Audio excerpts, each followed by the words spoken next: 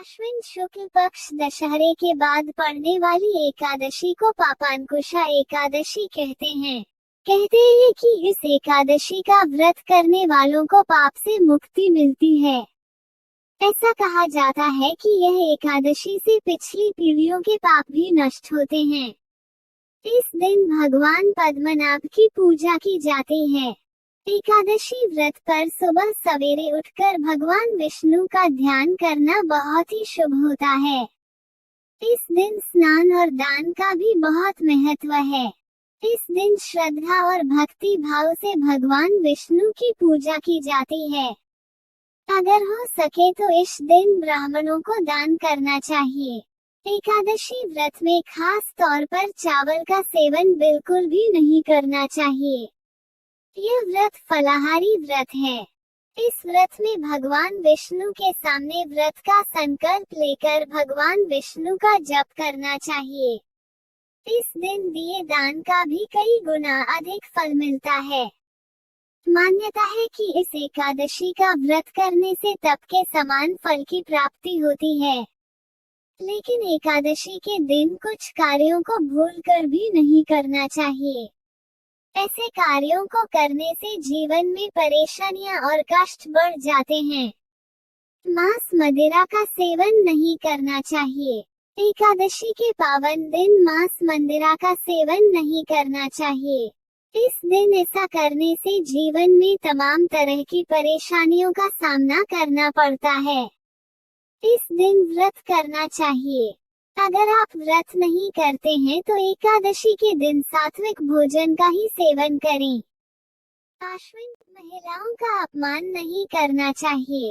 एकादशी के दिन महिलाओं का अपमान करने से व्रत का फल नहीं मिलता है। सिर्फ एकादशी के दिन ही नहीं, व्यक्ति को किसी भी दिन महिलाओं का अपमान नहीं करना चाहिए। जो व्यक्ति महिलाओं का सम्मान नहीं करते हैं उन्हें जीवन में कई तरह की समस्याओं का सामना करना पड़ता है। गुस्सा न करें। एकादशी का पावन दिन भगवान विष्णु की आराधना का होता है। इस दिन सिर्फ भगवान का गुणगान करना चाहिए।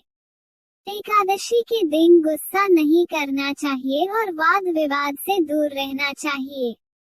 एकादशी के दिन शारीरिक संबंध नहीं बनाने चाहिए। इस दिन ब्रह्मचर्य का पालन करना चाहिए। एकादशी के दिन भगवान विष्णु की पूजा करनी चाहिए। इस दिन भगवान विष्णु की पूजा करने से विशेष लाभ की प्राप्ति होती है। धार्मिक मान्यताओं के अनुसार एकादशी के पावन दिन चावल का सेवन नहीं करना चाहिए। ऐसा माना जाता है कि इस दिन चावल का सेवन करने से मनुष्य का जन्म रेंगने वाले जीव की योनि में होता है। इस दिन जो लोग व्रत नहीं रखते हैं उन्हें भी चावल का सेवन नहीं करना चाहिए। पापांकुशा एकादशी है। पूजा करते समय व्रत कथा पढ़नी चाहिए। आइए पढ़ते हैं पापांकुशा एकादशी की व्रत कथा। एक बार धर्मराज युधिष्ठिर ने भगवान श्री कृष्ण से पूछा, हे भगवान, आश्विन शुक्ल एकादशी का क्या नाम है? इसकी कृपा और फल बताएं। भगवान श्री कृष्ण ने कहा, हे युधिष्ठिर, इस एकादशी का नाम पापांकुशा एकादशी है। यह पापों का नाश करती है। इस दिन मनुष्य को विधि पूर्वक भगवान पद्मनाभ की पूजा करनी चाहिए। इस एकादशी का व्रत करने से व्यक्ति को स्वर्ग की प्राप्ति होती है। बहुत दिनों तक की जाने वाली तपस्या का फल भगवान गरुड़ध्वज को नमस्कार करने से व्यक्ति को प्राप्त हो जाता है। अज्ञानवश पाप करने वाला व्यक्ति अगर हरि को नमस्कार करता है तो वो नरक में नहीं जाता है। सभी तीर्थों का पुण्य व्यक्ति को विष्णु के नाम के कीर्तन मात्र से ही प्राप्त हो जाता है। ऐसा करने से व्यक्ति को यम यातना भोगनी नहीं पड़ती है और वो विष्णु जी की शरण में जाता है। जो लोग वैष्णव होकर शिव की और शैव होकर विष्णु की निंदा करते हैं उन्हें नरक प्राप्त होता है। एकादशी व्रत के फल का 16वां हिस्सा भी सहस्रों वाजपेय और अश्वमेध यज्ञों का नहीं है। मान्यता है कि संसार में एकादशी के बराबर कोई पुण्य नहीं है। इसके बराबर पवित्र तीनों लोकों में कुछ भी नहीं। व्यक्ति के देह में तब तक पापा का वास होता है जब तक मनुष्य पद्मनाभ की एकादशी का व्रत नहीं करते हैं।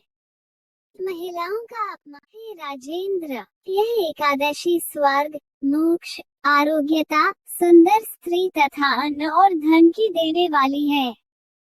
गंगा, गया, काशी, कुरुक्षेत्र और पुष्कर एकादशी के व्रत के बराबर पुण्यवान नहीं है।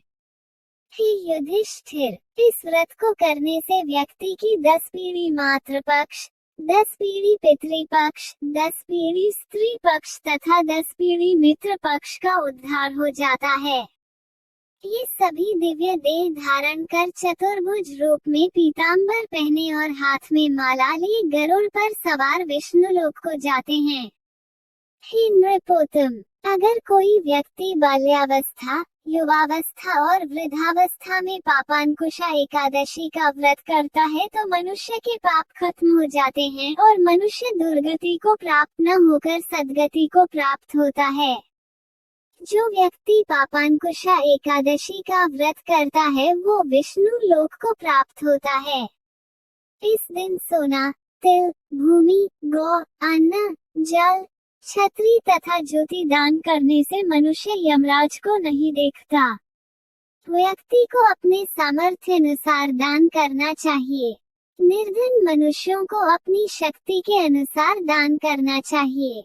वहीं धनवान लोगों को सरोवर, बाग, मकान आदि बनवाकर दान करना भगवान श्री कृष्ण ने कहा। हे राजन, जो आपने पूछा वह सभी मैंने आपको बताया। अब और क्या आपकी सुनने की इच्छा है वो बताएं।